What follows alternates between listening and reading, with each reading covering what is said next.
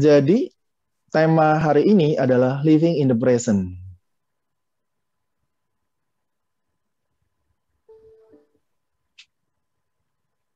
Nah, living in the present, apa tuh?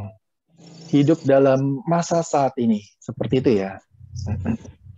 Nah, the best, the best apa ya? Sebetulnya yang paling kita harus sadari adalah kita hidup di saat ini, di present moment. Memang teorinya begini, dalam arti kata, sebentar saya mute dulu semuanya. Nah, masa sekarang ini, saat ini adalah the best moment. Masa saat ini tuh sebetulnya ada 3 titik. Saat ini itu ada, kita berada di kondisi saat ini adalah berasal dari masa lalu kita, sehingga kita sekarang ada di titik saat ini. Dan apa yang kita lakukan di saat ini akan mempengaruhi adalah masa depan kita. Kurang lebih seperti itu. Jadi ketika kita fokus di saat ini, kita harus menyelesaikan di saat ini, kita akan bisa, yang paling penting adalah kita yang melupakan masa lalu, terutama mempelajari, melihat ke belakang. Di saat ini kita melihat ke belakang tapi sedikit saja. Seperti kayak spion, kita melihat hanya sesekali saja. Kita buat evaluasi untuk maju ke depan, untuk kita lebih baik. Dan ketika kita hidup di saat ini, dan kita kadang-kadang ya, kita mempunyai keinginan, kita mempunyai cita-cita, kita punya target, goals. Nah, tapi kita itu harus let go, kita serahkan, dan bukannya kita nggak mau mencapai itu, tapi kita let go dan kita hidup di saat ini dan kita kerjakan apa yang kita bisa di saat ini. Jadi jangan sampai kita bermimpi besar tapi kita do nothing gitu loh. Itu sama juga bohong. Jadi ada yang bilang dari yang lain juga saya dapat, percuma loa, mau meditasi, mau apa, tapi kalau kita nggak kerja. Nah, itu yang kita perlukan. Kita tetap perlu kerjanya. Tapi dengan kita loa, dengan kita meditasi, itu kita akan lebih cepat lagi mencapai ke mimpi-mimpi kita terwujud. Nah, kurang lebih seperti itu. Hidup di masa ini juga berarti di kondisi titik saat ini, kita mungkin kondisi kita masing-masing tidak sama. Ada yang di situasi nyaman, ada di situasi yang tidak nyaman. Adapun orang-orang yang di situasi di titik terendah. Tapi jangan kita jangan kita terlalu terpuruk gitu loh. Kalau kita bersyukur di kondisi kita saat ini, kita sadari kita masih bisa makan, kita masih bisa menghirup udara segar, kita sehat, itu adalah sebetulnya rahmat-rahmat yang luar biasa yang kita sadari.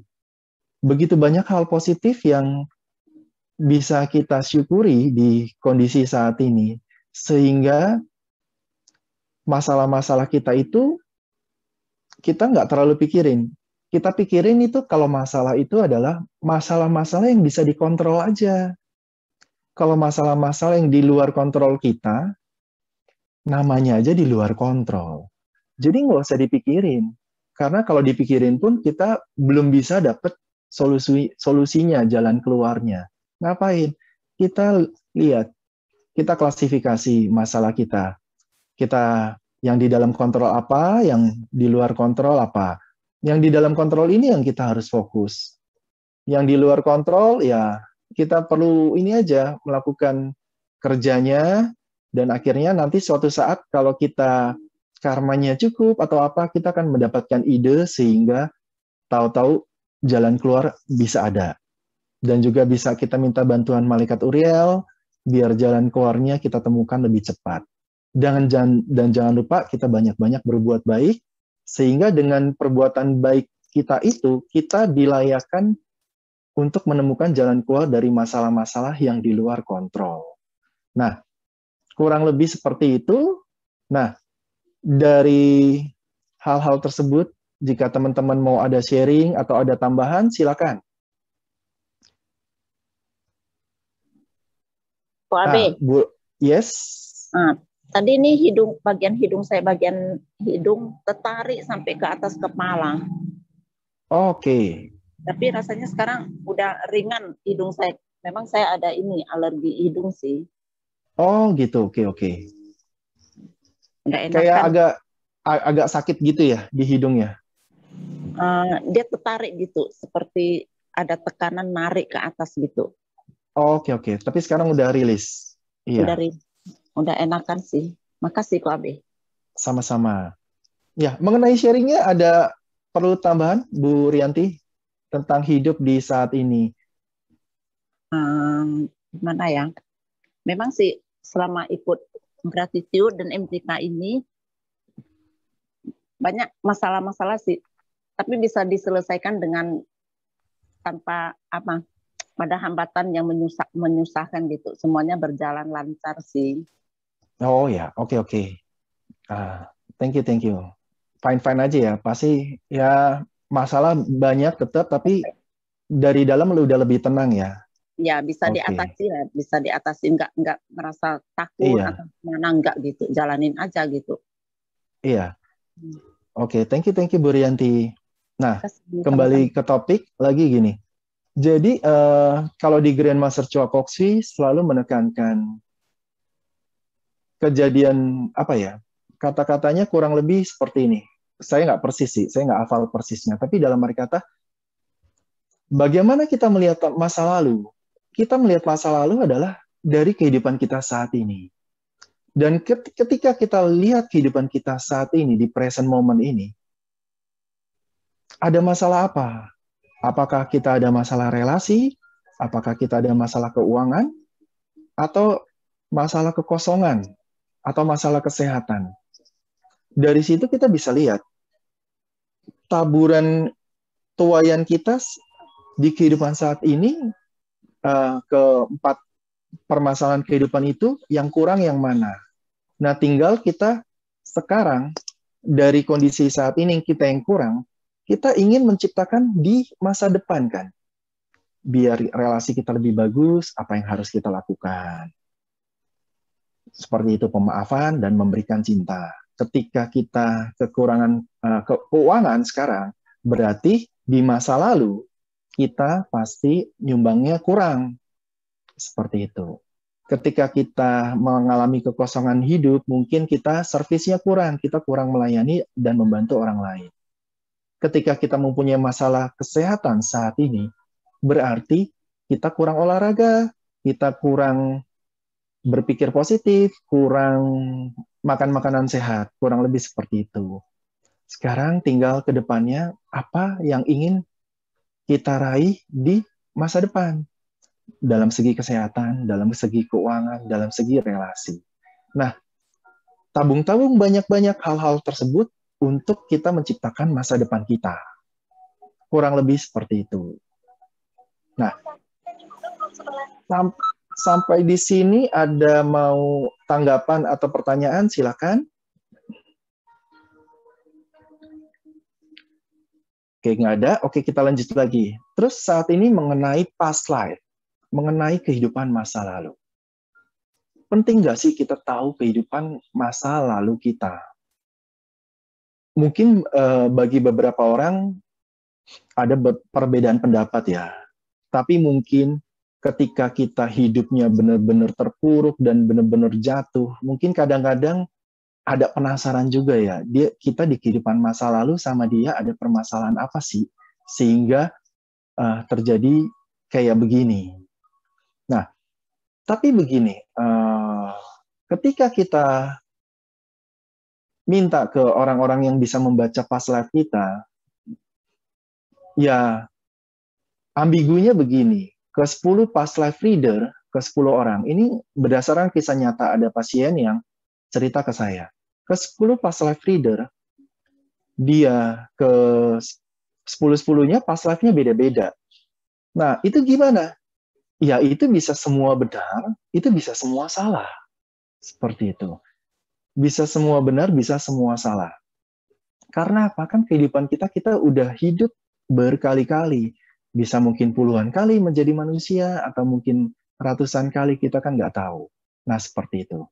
Nah, jebakan past life adalah ketika orang ternyata dulu adalah orang hebat, tabib besar, seorang pertapa ternama gitu loh. Nah, terus di kehidupan saat ini dia orang biasa aja. Nah, terus ketika dia dibacakan past life, dia bilang, oh dulu pertapa hebat. Terus so what gitu loh. Di kehidupan saat ini kan kita bukan siapa-siapa, dan juga mungkin spiritual kita malah berkurang, misalnya seperti itu. Nah, di situ yang menjadi pertanyaan, apa kesalahan kita di masa lalu? Ketika dulu saya adalah pertapa hebat, tapi sekarang kita malah turun. Berarti kan mungkin aja kita dulu, oke, dulu kita pertapa hebat, tapi mungkin aja kita jatuh dalam kesombongan, kita judgement orang lain, kita menganggap orang lain lebih rendah, kotor, seperti itu. Dengan kesombongan seperti itu, akhirnya kita di kehidupan selanjutnya malah kita yang turun levelnya, karena kita merasa kita sudah meditasi, kita sudah puasa, dan kita merasa lebih suci, lebih baik. Nah, akhirnya kita jatuh dalam dosa kesombongan. Akhirnya ya di kehidupan saat ini kita jadi orang yang biasa lagi. Nah, tuh ada yang sharing dari Ganina. Temanku ada yang dilihat katanya, yang satu dulu adalah biksu, yang satu lagi dilihat dia pembunuh. Nah, ekstrim kan? Jadi, yes. Aku juga mau sharing ya mengenai yang past life itu ya, karena dulu tuh kan ada temanku kan, dia tuh insist banget buat mau tahu past life-nya dia, karena dia tuh mau tahu yang harus dibenerin itu yang mana sih gitu. Dia pengen cepet gitu kan, dia pengen instan gitu, karena dengar dari orang-orang begitu merubah satu hal, progresnya langsung cepat gitu. Akhirnya dia sempet ke beberapa orang bayar, terus buat mau tahu gitu sebetulnya dia tuh akar masalahnya apa gitu. Dan benar seperti yang Ko Abe bilang, hasilnya itu beda-beda gitu. Sampai aku juga nyaranin dia, udah deh, buat apa sih terlalu cari-cari past life, toh juga hasilnya beda-beda kan, kita bingung gitu jadinya. Ada yang bilang dulunya dia prajurit, banyak membunuh orang, jadi dia ngalamin ini sekarang. Tapi nanti dia pindah lagi ke yang lain, tanya lagi, diterapi lagi, hasilnya beda lagi. Terus aku tanya sama dia, jadi kamu mau yang dibenerin apa? Apa yang kamu dapat intinya gitu kan, dari hasil nanya ke sana ke sini, apa intinya gitu, karena beda-beda setiap tanya. Jadi kita nggak tahu sebetulnya akar masalah kita mengalami kesulitan, tantangan hidup saya ini apa sih gitu. Muter-muter terus sih di situ, akhirnya nyari-nyari terus gitu, nyari ke sana ke sana sini, ya nggak dapet jawaban yang pasti kan. Iya, begitu. Nah, Jiwo, ada tanggapan nggak, Jiwo?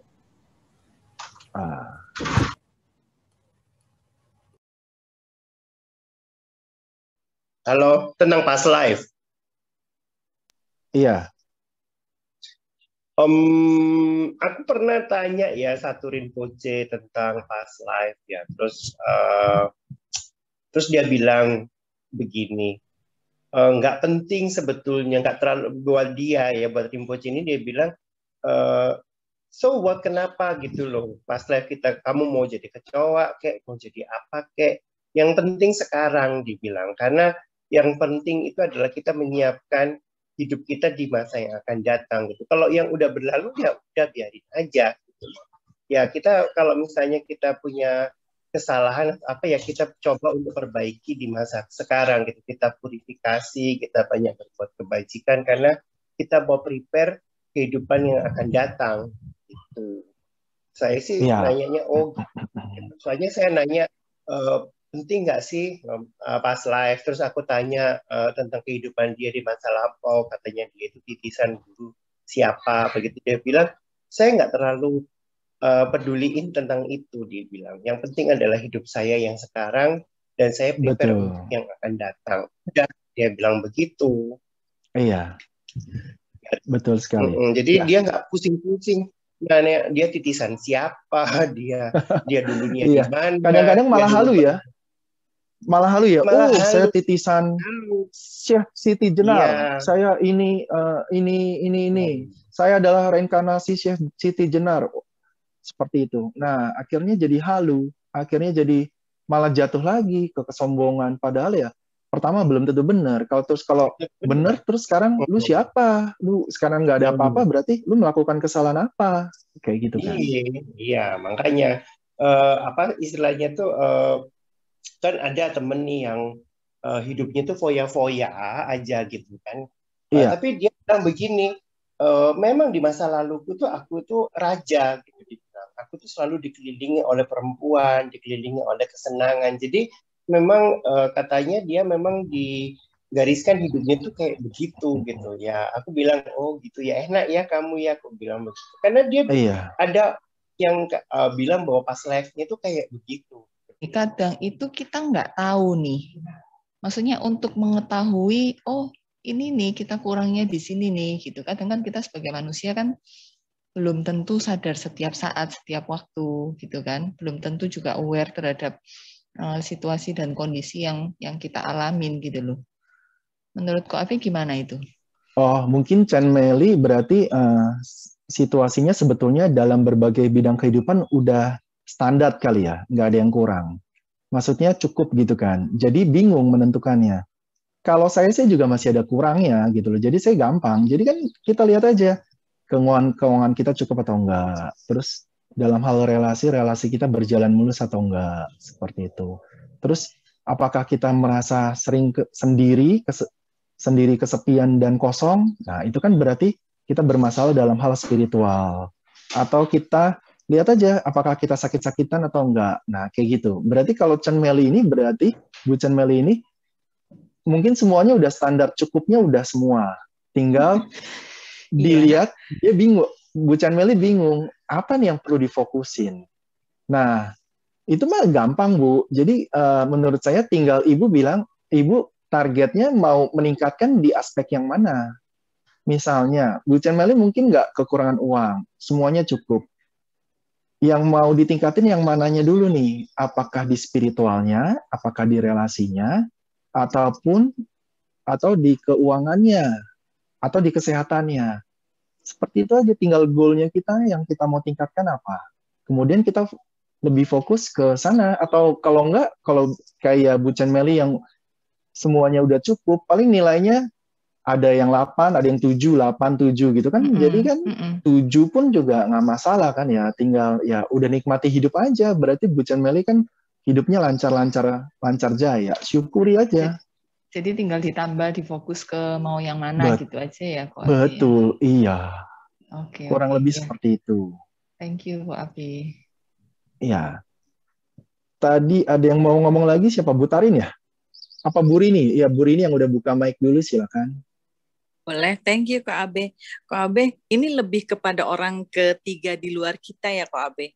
Maksudnya di organisasi, komunitas, kantor, itu kan ada aja orang yang suka bawa masalah. Maksudnya troublemaker kita bilangnya.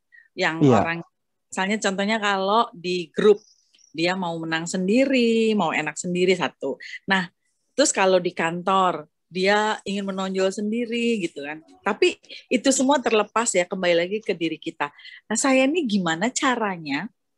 Saya punya kebiasaan yang suka menegur gitu loh. Jadi gini, kan orang-orang nggak mau ngomong langsung. Contohnya misalnya saya to the point aja, katakan ada satu orang namanya Asmi misalnya. Asmi. Nah, Asmi ini kalau misalnya mau kerja, tukeran schedule, maunya enak gitu. Tuh orang-orang pada ngomong aja, begitu ketemu orangnya, ya biasa aja, seperti tidak ada apa-apa. Tapi kok saya melihatnya, kok mereka gitu ya. Akhirnya saya bilang gini, Asmi sini, kamu jangan kayak gitu, gini-gini. Nah, semakin tua saya semakin menyadari ngapain juga ya gue ikut-ikut negor, yang lainnya aja biasa aja gitu loh kok. Oh iya. Dan ada kasus-kasus yang lain, misalnya orang itu kalau ada, misalnya kita urunan makanan, terus tiba-tiba dia nggak urunan tapi dia ikut makan. Itu kadang saya suka gatel, suka tapi tegur. Enggak tegur. Tapi itu ada gejolak di dalam. Saya nggak pernah tegur. Itu saya merasa nggak nyaman dengan diri saya, yang kenapa sih gue tuh kalau ada yang nggak bener di lingkungan, pengennya itu kondisinya dia memang lagi kesulitan finansial atau enggak? Siapanya? Atau belaga bego? Yang misalnya makan, yang lain urunan, dia enggak. Nah, yang enggak itu tahu benar-benar nggak dia lagi kesulitan keuangan atau enggak? Nah, kita kan nggak tahu. Kalau di kantor kan semua gaji sama. Kita tahu gitu loh. Nggak siap tahu dia kan ada masalah keuangan seperti itu. Mungkin. Makanya saya juga salah satunya ikut gratitude ini. Kan gratitude selalu berpikir positif. Nah, ini adalah bagaimana saya mengendalikan diri.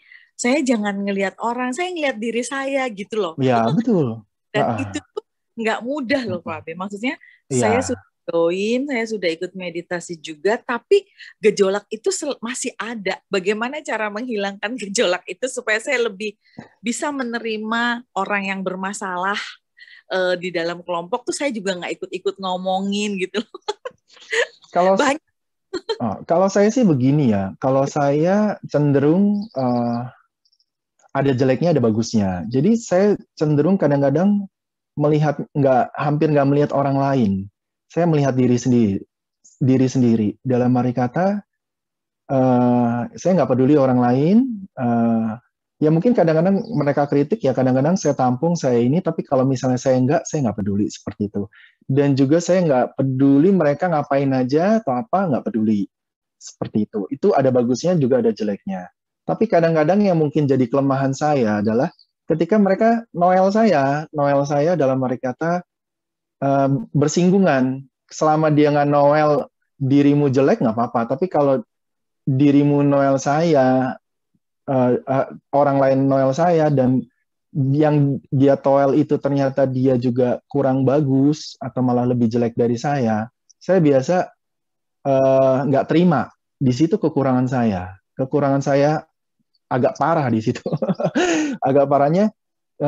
Jadi kalau saya, ya kalau lu memang udah, saya akan tunduk sama orang-orang yang ngalahin saya dalam arti kata dia mengkritik saya nggak apa-apa, tapi kalau dia juga udah sempurna is okay. Saya pun diomelin atau diapain saya terima karena dia emang lebih menang dari saya, lebih oke lah seperti itu. Tapi kadang-kadang banyak hal, ada beberapa orang yang dia ngeritik saya, tapi sendirinya tuh nggak lebih baik. Nah, di situ kadang-kadang saya marah.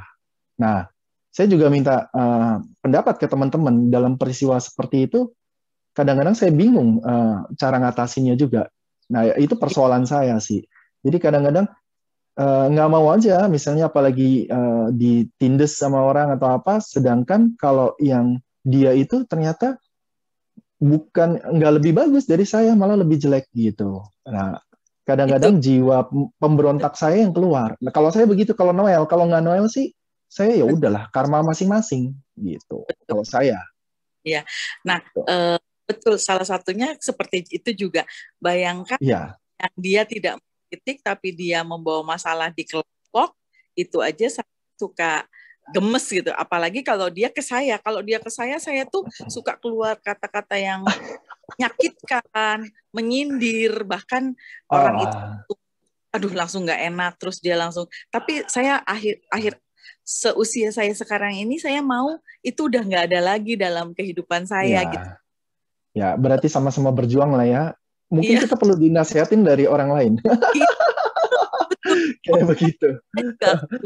Yang lebih kalau bagus. Misalnya itu bukan ke saya ataupun itu hanya ke kelompok atau apa sih, saya lebih sabar dalam arti kata saya bisa ya karma masing-masing lah seperti itu.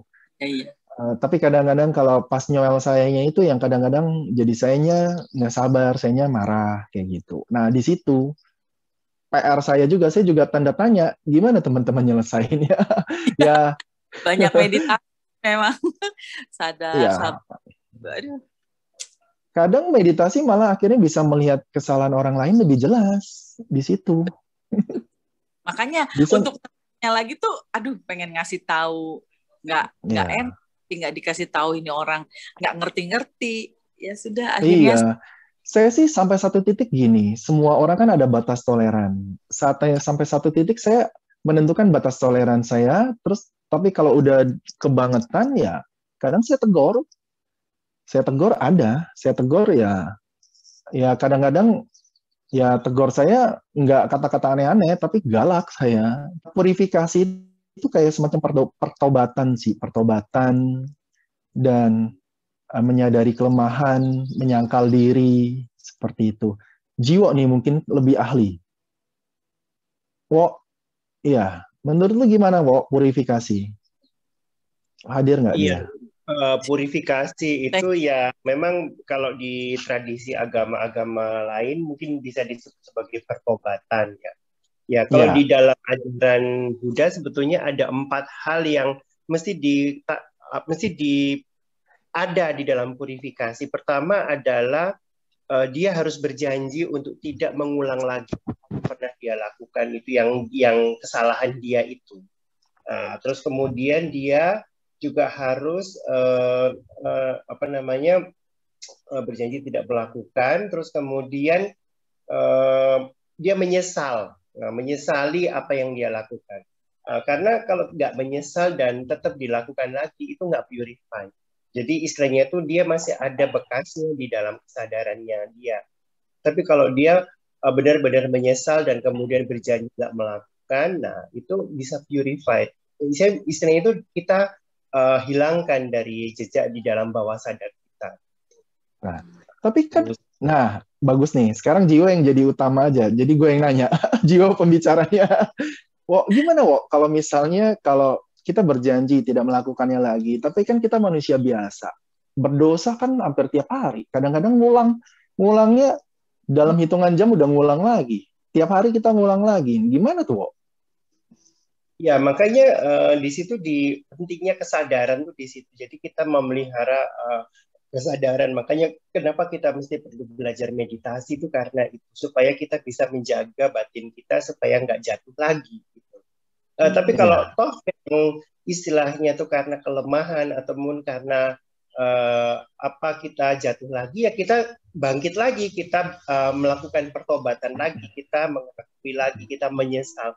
Setidaknya ada rasa penyesalan. Kalau masih menyesal itu berarti masih ada harapan di purifikasi. Tapi kalau kita misalnya membunuh, tapi kita nggak ada rasa menyesal, kita merasa bahwa itu baik-baik aja, ya itu nggak bisa purify.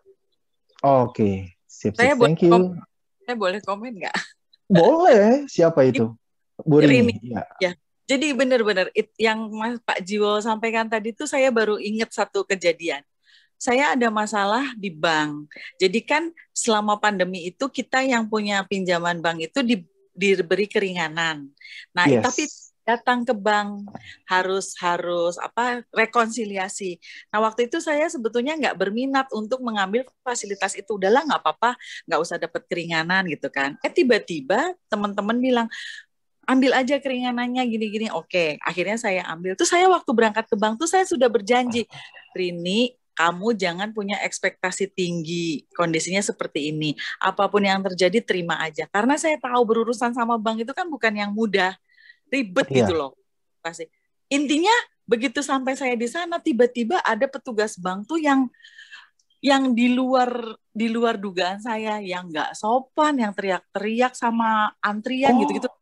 Jadi terus saya kaget dan pas kena ke saya, di situ saya betul-betul membalas dia, saya ngamuk, lalu saya bilang saya tidak terima. Pokoknya saya tiba-tiba setelah saya lakukan itu, proses dalam diri saya selesai, terus udah gitu si bapak bosnya minta maaf ke saya, maaf ya Bu gini-gini. Terus malah karena bapak bosnya minta maaf, saya malah menyesal. Ya ampun Rin, kamu kan tadi dari rumah udah niat, nggak akan, maksudnya gini, kalau ada yang jelek nggak akan komen, nggak akan komplain. Tapi kenapa kamu lakukan itu? Kamu komplain, dia kan cuma staf biasa. Itu saya menyesal luar. Terus saya pulang, terus saya bilang, udahlah saya nggak mau ke bank lagi. Kalau ada apa-apa pun saya nggak mau tahu. Itu. Oh. Betul. Jadi ada kayak kita ke restoran kan, atau kita misalnya ke McDonald lah yang seru. Kita minta apa nanti dapatnya apa. Terus nanti kadang orang-orang yang detail, emak-emak yang detail tuh ya masalah tisu aja masalah saus aja masalah. Bukan cuma saya, kadang-kadang temen yang lain juga gitu. Akhirnya sekarang setelah usia tua, akhirnya kita udahlah, kenapa sih selalu mempermasalahkan yang kecil, udah nggak usah. Tapi si perusahaan-perusahaan besar itu berulang terus. Akhirnya itu masalah sepele loh kok, maksudnya ya udahlah, artinya saya singkatnya gini, sekarang itu saya ingin menjadi pribadi yang tidak mau mempermasalahkan yang kecil-kecil gitu. Tapi yang kecil-kecil itu datang dan menyerang. Pada saat kita bertobat, dia datang. Kita menyesal. Aduh, kenapa gue harus marah lagi gitu. Betul sih. Ya, menyesal itu kata kuncinya. Tapi itu bisa terulang lagi. Saya juga bingung. Boleh ngobrol, boleh kasih info insight nggak? Boleh. Itu semakin kita minta kesabaran, dan itu ujiannya. Kalau kita melarikan diri, ketawa deh kalau kita melarikan diri, nggak mau ketemu lagi, itu namanya belum diuji. Tetapi kalau tadi seperti Ibu Rini tadi ngomong di McDonald ada masalah begini, udah nggak gitu lah, nggak mau ke McDonald lagi atau nggak mau ke bank lagi, itu artinya belum lulus ujian. Itu yang saya pelajari ya. Itu dari saya. Mungkin ini juga ya, living in the present moment. Jadi dalam arti kata ya udah sadari aja yang sekarang ini, jangan terlalu berharap juga. Jadi kan kadang-kadang yang mengecewakan kita itu kan adalah harapan kita akan orang lain, akan keadaan. Akhirnya kita marah karena kejadian yang kita terima sekarang itu nggak sesuai harapan kita. Jadi kita nggak aware akan present moment. Nah, ini PR sih bagi saya juga. Jadi saya lagi menasihati diri saya sendiri nih, gitu.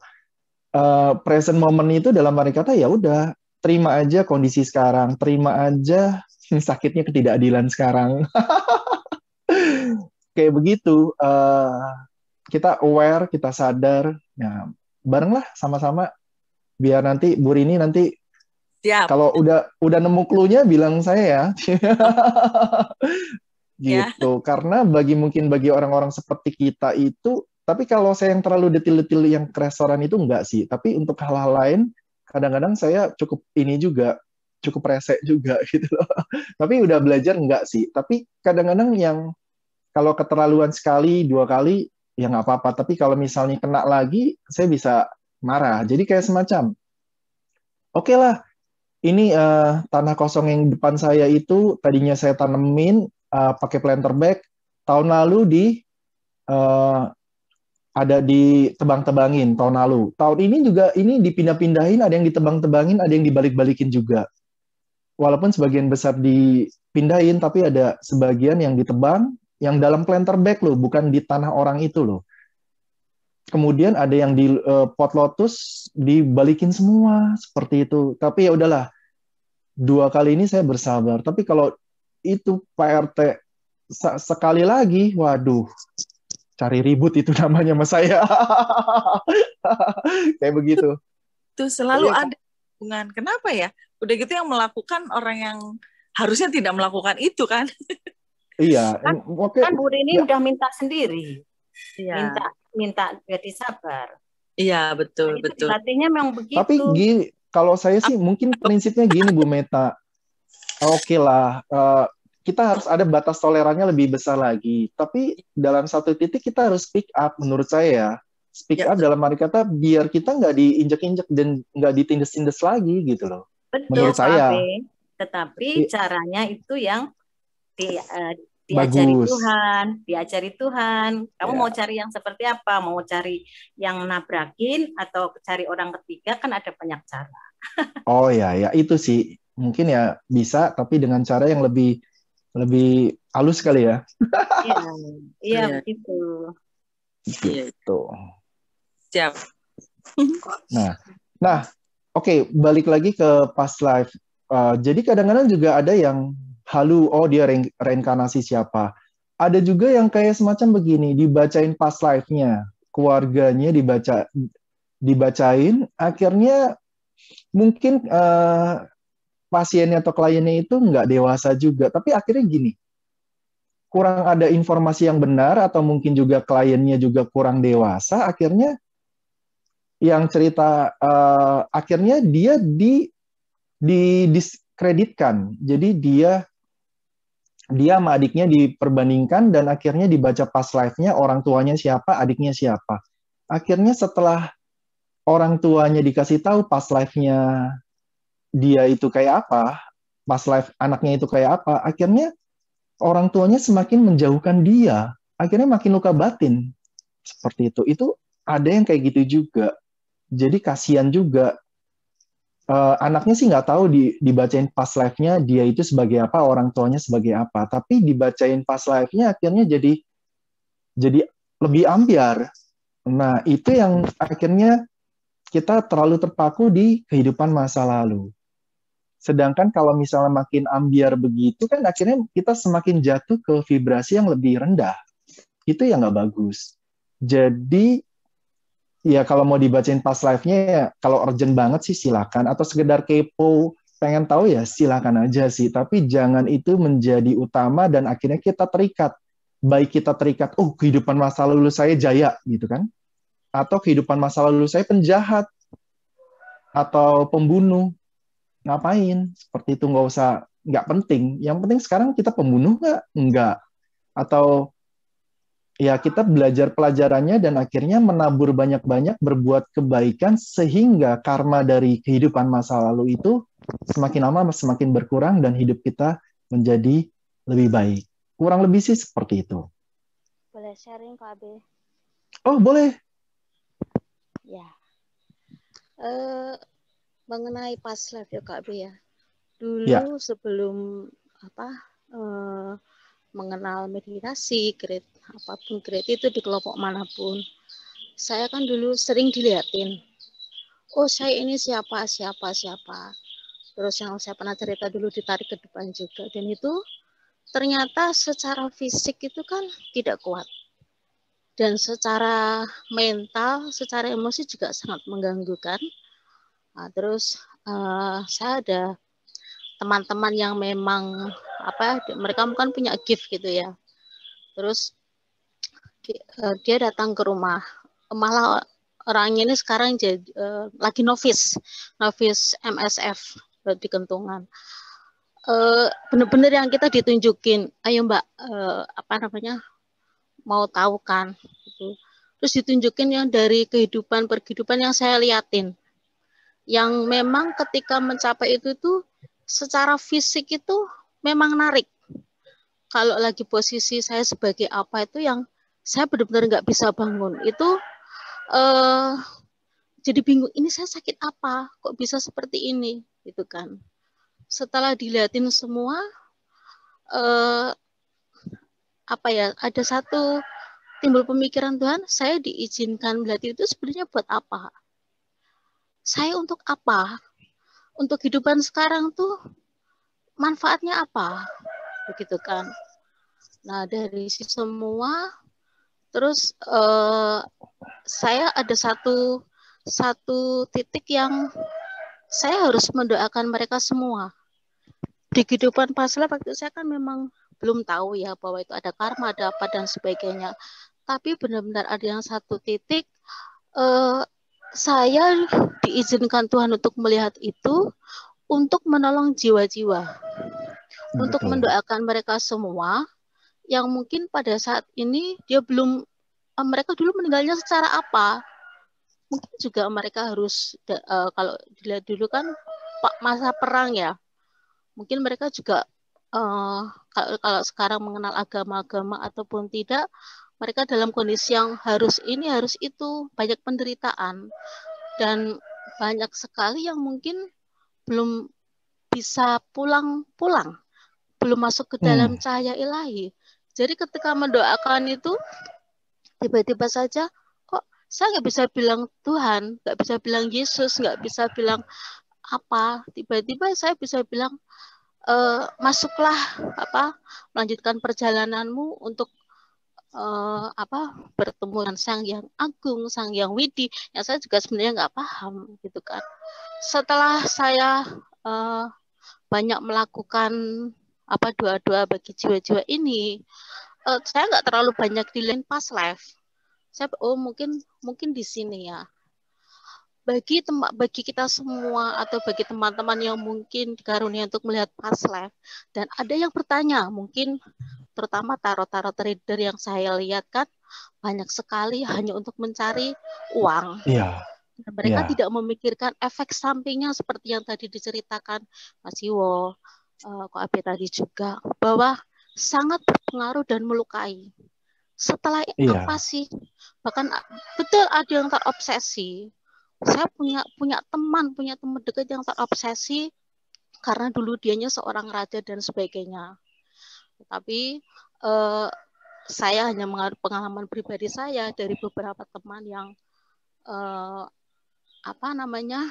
dimintain tolong untuk melihat past life mereka. Oh ya, untuk apa? Saya tanya dulu untuk apa. Tetapi saya selalu mengingatkan mereka bahwa kita harus mendoakan jiwa-jiwa mereka. Karena mereka kan sudah berpulang dan itu yang dibutuhkan oleh kita. Kenapa kita diizinkan untuk melihat past life kita? Kalau yang kepo juga banyak juga yang nanya yang kepo gitu, berarti saya kadang-kadang feel aja. Kepo dong, ini saya nggak terlalu jawab, saya cuma bilang, oh kamu punya tugas, doakan aja mereka butuh dukungan doa kita di dunia ini aja sudah berapa triliun manusia, itu sudah kehidupan yang berapa ratus tahun yang lalu, berapa abad yang lalu tuh banyak banget jiwa-jiwa ini, triliunan jiwa-jiwa yang tersesat yang belum bisa masuk ke alam cahaya, dan kita mungkin diizinkan salah satunya untuk melihat masalah itu. Jadi kadang-kadang suka sedih ya kalau melihat, oh gue mau jadi apa sih, jadi ini, terus waduh gagah banget tuh. Terus what? Kata tadi aku. Terus tadi yang ibu siapa tadi yang dalam kehidupan sekarang sudah mapan semuanya, bagus banget. Ada satu tugas pasti, doakan jiwa-jiwa itu. Mereka mungkin yang kita blueprintnya bagus di kehidupan yang lalu dan kita ambil yang baik. Terus yang nggak baiknya itu kan tetap ada gunanya juga. Kehidupan nanti kelak kita juga kita kurang tahu kan. Alangkah baiknya kita secara sadar mendoakan jiwa-jiwa yang lalu, bukan hanya sekedar keturunan kita, tapi yang lalu yang ribuan tahun yang lalu, sebelum Masehi, setelah Masehi, itu mereka banyak sekali. Kemarin saya ada WA dengan Mas Jiwa ya. Memang saya tanya ini apa-apa dan memang sedih sekali, ternyata pekerjanya tuh sedikit. Saya pikir Lightworker itu atau apa, kita semua itu diizinkan Tuhan untuk menjadi pekerja ya. Kita yang bermeditasi, ayo jangan segan-segan. Walaupun kita dari agama apapun, ayo doakan. Ketika kita membahas past life ini ya Ko Abe ya, saya setiap kali itu saya langsung tutup. Karena banyak banget jiwa-jiwa yang ikut meditasi ini, yang mereka minta didoakan. Jadi mesti saya tutup, ayo melanjutkan perjalanan. Dan ini bagus banget karena energinya tuh luar biasa dan membuka jalan buat mereka semua. Karena kita sudah ada pada kesadaran, melihat past life kita tuh bukan sebagai hal yang gagah-gagahan ya. Ini. Iya, tapi kita sudah melihatnya, oh berarti harus ada satu kesadaran sendiri yang memang untuk melanjutkannya karma-karma buruk kita harus kita bayar apa. Bagus. Jangan lupa jiwa-jiwa ini kita doakan. Bukannya sekedar keturunan, bukannya sekedar apa, tapi benar-benar ayo doakan, apalagi dalam sesi-sesi yang seperti ini sangat mereka sangat berterima kasih kita boleh mendoakan mereka gitu Kak Abe. Thank you. Ya, thank you Bu Ilham. Ya, ya keren ya. Jadi ya kita punya gift, bisa lihat apa kita punya kemampuan atau apa, itu adalah tugasnya lebih berat. Jadi Bu Ilham menyadari tugasnya, ya tugas dia berat seperti itu. Nah, memang tugasnya Bu Ilham itu di situ, seperti itu. Nah, kemudian jebakan past life. Yang ini yang mungkin kadang-kadang sering terjadi. Jadi di kehidupan masa lalu, kan kita udah banyak kehidupan. Kita punya pasangan di kehidupan lalu banyak kan. Ya, maksudnya di kehidupan tahun berapa kita sama ini, terus tahun 100 tahun kemudian kita sama ini, terus sama ini. Nah, kemudian yang menjadi masalah adalah ketika semua pasangan kita, misalnya 4 pasangan kita itu hidup di masa saat ini di kota yang sama, terus kita harus jadi poligami kah? Gitu misalnya gitu loh. Atau harus jadi ada ini kah? Nah, itu makanya yang jebakan past life-nya ya, iya oke, dulu adalah pasangan gua, tapi sekarang misalnya diriku sudah punya pasangan resmi, ya udah sama satu aja, nggak perlu ke yang lain. Nah, di sini seperti itu. Dan juga kadang ada jebakan past life lain yang seperti gini. Karena motivasi yang tidak murni. Motivasi yang tidak murni itu kayak begini. Orang, dia memang oke lah, anggaplah dia bisa melihat past life. Tapi karena motivasinya yang tidak murni, dia tuh jadi menyalahgunakan kemampuannya untuk kepentingannya sendiri. Dalam arti kata, ke orang-orang yang berpunya uang atau apa, dia bilang, oh, anak bapak dulu adalah ini saya, kakak saya, atau ke cewek cantik, oh, dulu tuh kamu istri saya, gitu. Nah, padahal sebetulnya itu adalah dari motivasi tidak murni dia di kehidupan saat ini, yang dia naksir tuh cewek, tapi dia cari-cari alasan bilang, oh dulu tuh di kehidupan masa lalu kamu tuh istri saya. Nah, terus so what gitu loh. Maksudku, jangan pakai kemampuan atau kita bisa ngelihat untuk hal-hal kepentingan pribadi yang akhirnya akhirnya mencoreng kemampuannya sendiri, jadi orang nggak percaya. Nah, seperti itu jebakan past life. Jadi ya hati-hati sama orang-orang yang seperti itu.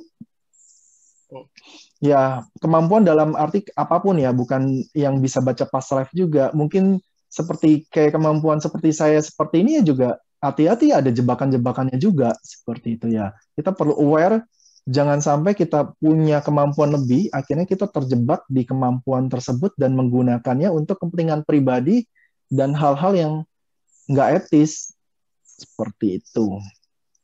Nah, boleh komen nggak? Oh boleh Jiwo, silakan. Itu dulu ada kasus ya, jadi ada temen itu karena kebetulan cantik, kemudian dideketin nih sama paranormal yang katanya bisa lihat past life, dan kemudian dibilang bahwa dia itu istrinya di zaman kehidupan yang dulu, dia itu soulmate gitu. Nah, akhirnya kemudian menimbulkan masalah, jadi akhirnya bermasalah lah rumah tangganya dan sebagainya. Terus kemudian kita juga teman-temannya udah pada ngasih tahu bahwa kamu jangan gampang percaya loh, itu modus gitu, karena dia sebetulnya kepingin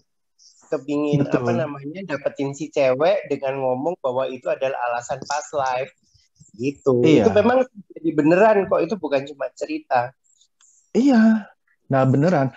Nah yang paling bener begini, oke, dia bisa melihat past life. Misalnya ini aku pernah dengar kisah nyata juga. Ada guru meditasi yang akhirnya dia bisa melihat muridnya saat ini adalah dulu istrinya masa lalu. Dia kasih tahu ke muridnya, dulu itu kamu sebetulnya pasangan saya di masa lalu. Tapi itu biarkan di masa lalu. Sekarang sih kita guru dan murid. Seperti itu aja. Nah, itu yang paling benar. Kayak gitu. Itu yang paling benar. Nah, ini ada temen yang begitu juga, aku cewek ya, tapi ini kebalikannya. Jadi dia malah ngejar si biksu ini, dibilang bahwa dulu itu lama itu suamiku. Jadi terus so what, aku bilang dulu itu kan dia merasa bahwa biksu itu adalah suaminya dan kemudian dia kepingin nempel terus gitu loh. Karena terus mau kamu kawinin lagi sekarang, aku bilang begitu kan, gua omelin itu si cewek karena dia terobsesi banget gitu dengan si biksu ini karena dibilang bahwa itu adalah suaminya gitu loh. Aku gini, ini kadang-kadang bisa nggak bener juga loh karena itu ilusi atau kemudian kadang-kadang itu jadi ganggu panggilan orang lain kan. Kan kalau misalnya ada orang yang profesinya sudah jadi biksu atau jadi romo kemudian dilihat bahwa itu adalah pasangannya kemudian dikejar sampai dapat kan gila kayak. Iya. Ya, iya. Mungkin satu temen gua omelin biksunya ganteng mungkin. Ganteng sama ngomongnya ini. Coba kalau biksunya jelek, nggak terkenal, nggak bisa ngomong, apakah dia mau ngakuin itu suamiku masa lalu gitu kan? Enggak kan? Seperti itu kan. Kalau misalnya kalau jelek dibilang, oh coba kalau yang bener, oh gue bisa ngeliat pas live, ternyata ada cewek jelek gitu. Misalnya ada cewek jelek atau oh dulu kamu istriku masa lalu, mau nggak ngakuin kayak gitu? Enggak kan ya realistis aja lah. Kadang-kadang kita harus ngecek juga apa yang kita scan, apa yang kita lihat, apa yang kita dengar, apa yang kita terawang, itu bisa salah. Yang paling benar adalah kita memurnikan diri kita dulu. Mengalami tahu pas live saya sendiri. Oh ya, dalam meditasi atau doa sholat gitu ya? Dalam meditasi. Oh ya. Bisa lagi duduk diam gitu. Nah, terus jadi gini, mungkin kuncinya adalah apa yang pernah kita lakukan yang salah itu pernah kita lakukan di masa lalu. Jadi menurut saya sih, menurut saya ya lagi-lagi misalnya nih, ada perempuan yang jadi simpenan gitu. Mungkin di masa lalunya dia juga hal yang sama gitu loh. Nah, kemungkinan dia dikasih kesempatan lagi untuk tidak melakukan hal itu gitu kan. Kalaupun sampai masih terjadi, ya itu loh, benar kata Suhu. Kalau udah selesai semua, kita nggak akan ada lagi. Gitu. Jadi yang saya lihat di saya itu, yaitu kesalahan saya yang di sekarang dulu saya lakukan. Gitu. Oh, jadi saya bilang mungkin. Jadi gitu deh. Misalnya kita apa kesalahan terbesar kita? Oh, ternyata dulu kita begitu juga. Gitu. Iya. Cuman mungkin ini jawaban bagi yang bertanya-tanya. Pas live saya apa ya gitu? Apakah saya ini? Apakah saya itu? Sebenarnya kalau saya bilang kenapa kita dikasih kesempatan untuk hidup yang kesekian kalinya untuk memperbaiki kesalahan kita. Justru jangan dulu bilang kita raja, kita permaisuri. Kalau memang udah enak, nggak bakalan lahir lagi kalau kata saya sih. Gitu. Apalagi turun ya, itu kan jadi PR besar. Kenapa kita jadi turun derajat gitu? Mungkin. Jadi kalau saya menurut saya, karena saya sempat lihat pas live-nya saya, oh dulu saya pernah melakukan hal itu juga gitu loh, kesalahan saya. Jadi ya di yang sekarang saya melakukan lagi, harusnya saya tidak melakukannya gitu. Nah, mungkin saya dikasih lihat itu supaya saya bisa bertobat, berbuat lebih baik, dan minta ampun gitu. Nah, itu yang paling penting banget, yang kata Bu Lydia bilang. Di situnya, bukan halu di masa lalunya atau apa, tapi PR kita kerjakan sekarang, jangan sampai itu keulang lagi, dan nggak perlu sebetulnya kita bilang ke orang-orang lain, dalam arti kata cukup kita simpen kita sendiri, dan menjadi pelajaran kita sendiri. Di situ yang paling penting. Iya betul. Jadi nggak perlu tanya pas live saya apa, pas live saya. Misalnya kayak dulu dia pemuka agama, dia memang garisnya ya begitu. Misalnya kayak Pak Jiwo, dia sekarang begini gitu kan, mempelajari. Ya memang pas live-nya begitu gitu loh. Tapi betul. Apa yang ada kurangnya pasti Pak Jiwo tahu. Kok Abe juga paham gitu. Siapapun juga paham. Jadi kalau menurut saya yang mau tahu pas live-nya sebenarnya kita tahu siapa kita. Bukan siapa kita dalam arti saya dulu pangeran atau Raden Ajeng Kartini, bukan itunya gitu loh. Bukan itunya, tapi apa yang kita lakukan dulu. Betul. Itu yang lebih. Iya. Bu Lydia, tapi kata Suhu kan juga ada yang sekarang yang dilahirkan kembali, yang mendapatkan kesempatan dilahirkan kembali itu juga terbatas. Karena kan sekarang banyak yang tidak mau menikah, banyak yang digugurkan, banyak yang ini. Jadi itu juga akan lebih menderita kalau mereka yang tidak bisa dilahirkan kembali untuk hidup yang lebih baru. Jadi gini, saya mau cerita juga, saya pernah jalan ke puncak. Tiba-tiba saya dapat visi, anak saya masih nyusu waktu itu. Tiba-tiba anak saya jam 12 malam nangis kejer, dan saya tahu dia ada yang dilihatnya. Kebetulan suami memang bisa. Ya, jadi saya komunikasi dengan, diliatin kuntilanak. Tampangnya kuntilanak. Nah, saya nggak pernah ke puncak itu udah ada 15 tahun. Tahu-tahu saya dikasih tahu sama dia, saya adalah Korin dari yang pernah kecelakaan. Saya sampai googling, benar itu terjadi.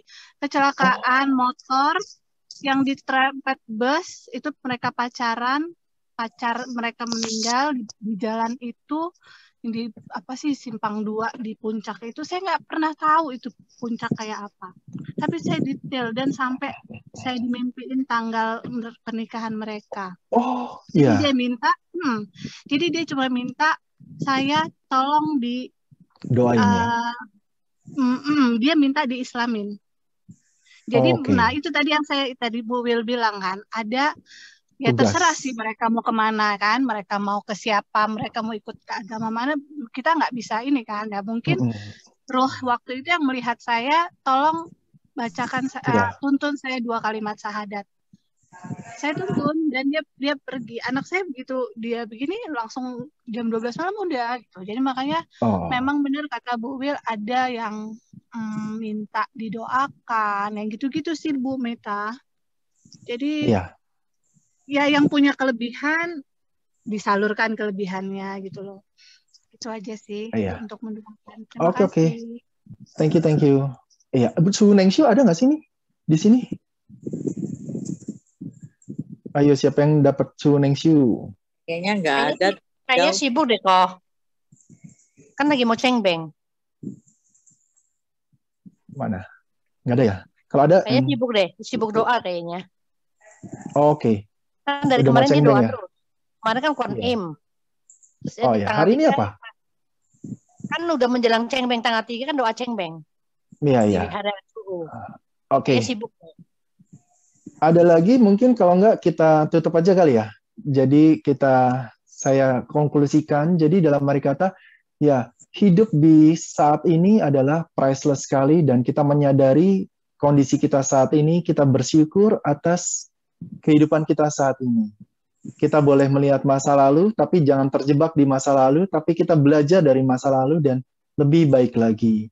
Ketika kita mempunyai harapan di masa depan, kita kembangkan apa yang perlu kita tabur di kehidupan saat ini, di momen saat ini, sehingga kita akan bisa menciptakan kehidupan kita. Kita bisa menciptakan blueprint kita yang lebih baik. Begitu. Oke, sampai di sini. Sampai jumpa di pembicaraan sharing selanjutnya. Terima kasih.